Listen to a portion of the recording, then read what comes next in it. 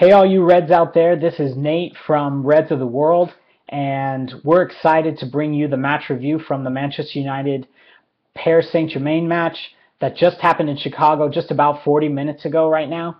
And good match, solid match. Obviously, Manchester United lost 2-0, but as far as a preseason match, I think it gave us a lot to work with as far as seeing more players play, looking at where some of our holes are in our team as far as transfers and new players coming in and other players going out, as well as seeing some partnerships forming and things like that. So quite a lot happened on this preseason tour, and it was exciting to see this last match because that just means that the next steps are coming up. We got the Champions League draw coming up on Friday, August 7th. We've got our first match against Spurs at home on Saturday, August 8th.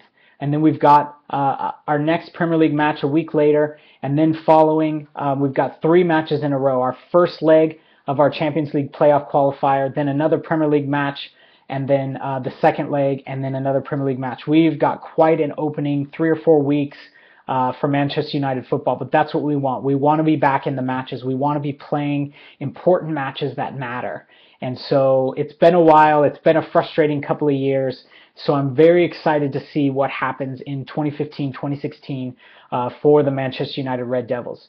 It was interesting tonight. We were waiting, obviously, for the formation, who the starting 11 was going to be, especially because before the Barcelona match, Van Gaal was saying how the first 11 that he picked would kind of be his preferred 11 coming into the Spurs match on August 8th. And so for Barcelona, we saw the same 11 that had always started.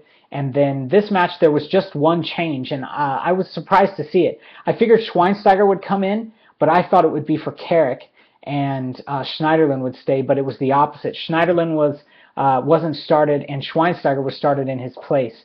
And even though I expected to see Schweinsteiger, I thought the two of them together, Schweinsteiger and Schneiderlin, which we still haven't got to see them really play together yet, I thought that was going to be Louis van Gaal's preferred combo for today. But I do still think come August 8th against Spurs, Schweinsteiger and Schneiderlin are going to be in the midfield for Manchester United. They have been playing unbelievable. It seems like Carrick is still getting back to his best. He's still getting his fitness under him. Just turned 34 today or yesterday, and I expect him to play for a few more years, no doubt. And he's top class, and he's quality, and he's Manchester United to the core. But in the end, he's still getting his feet under him. He's still trying to find that rhythm. And I think that Schweinsteiger and Schneiderlin are our best midfield match. I still think Memphis Depay should be a winger. I think he should be out on the wing, being able to run with the ball, create, and then put it into people like Rooney, Tomatta maybe in the 10 role, so he's out on the wing. And I think that gives us the best chance of attacking football. I think that gives us the best chance of creativity. And I think that's going to put Rooney in his best chance to score goals. And so we might still be in for a striker in the market. I don't doubt that. But I do know that Van Gaal, and it just seemed with Rooney being the captain, he's going to be in this season. And I'm fully expecting Rooney to get 25-plus goals this season. Do you agree with me on that? Most people probably wouldn't. I think a lot of people think he might be washed up, but I do think he's got a few seasons left of scoring 20-plus goals for us once the midfield is taken care of, once the back four is taken care of, and he's able to roam free and as captain just be able to go and score goals. So I'm expecting that.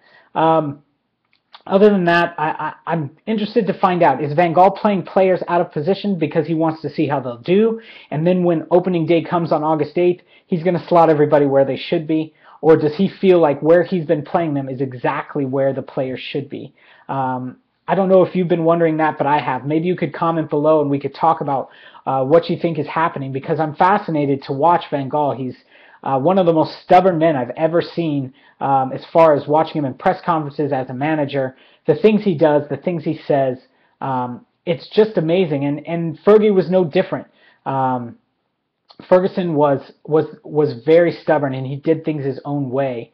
And so Van Gaal seems even a step further that way. So it's kind of frustrating to watch sometimes when players just aren't in the spots they should be. And as we purchase players, and we were able to get a midfield, so players shouldn't have to play in midfield when they shouldn't be there. So I think it's interesting going in, watching these 2 goals that Paris Saint-Germain scored. Phil Jones just looked out of sorts.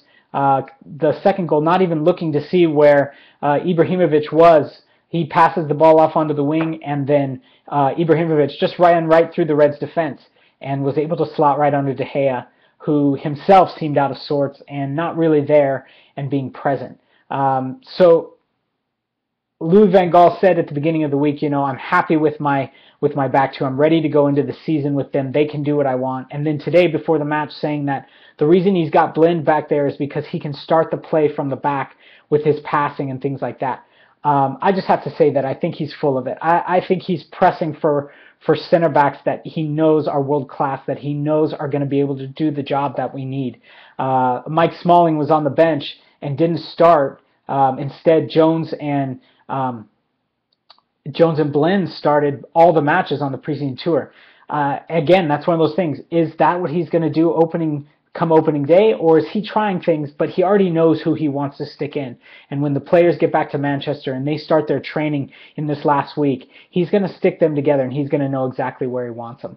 I'm hoping to see Mike Smalling out there partnered with Rojo. I think right now, with the players we have, that's our best center back options, with Darmian and Shaw obviously flanking either side of them. Those guys as a back four I think would be solid if we don't end up buying anybody, but I think we're absolutely nuts if we don't buy somebody, but I also think it's even worse if us as fans think we're not going to. We absolutely are going to purchase a center back, if not two, to make sure that our midfield is taken care of, our back line is taken care of, and then a striker, obviously, to help.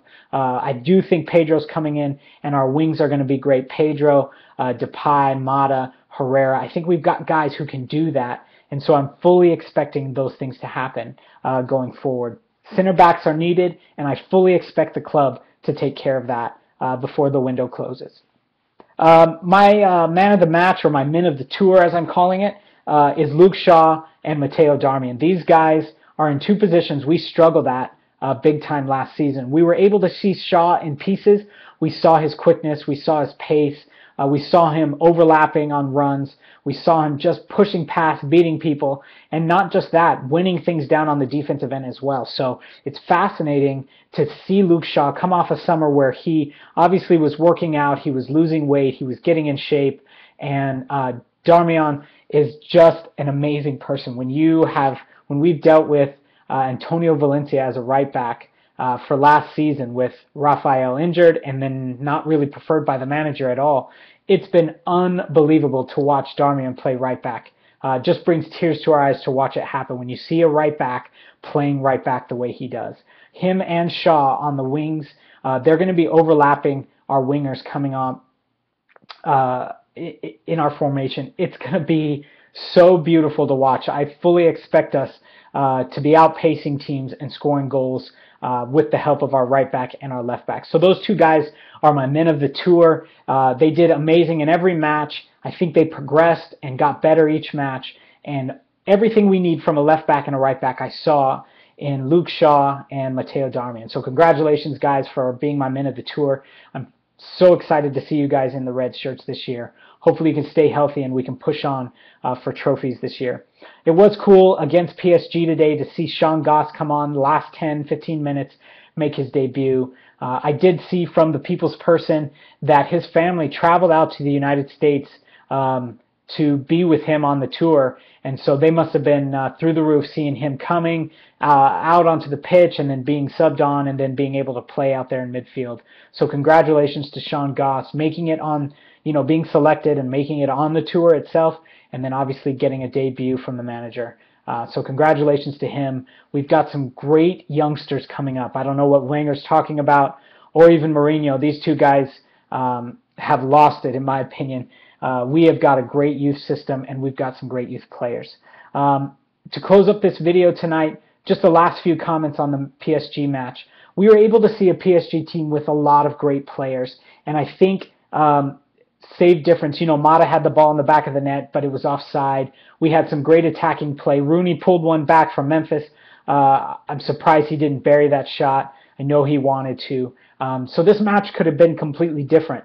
For Matuidi to get in and kind of toe poke that ball in between Shaw and Jones and De Gea, who looked all out of sorts on that play. I think that just kind of threw a wrench into the play. And then Ibrahimovic again showing that our center backs are just not where they should be, running between them and then catching the cross from the left and just slotting it under De Gea.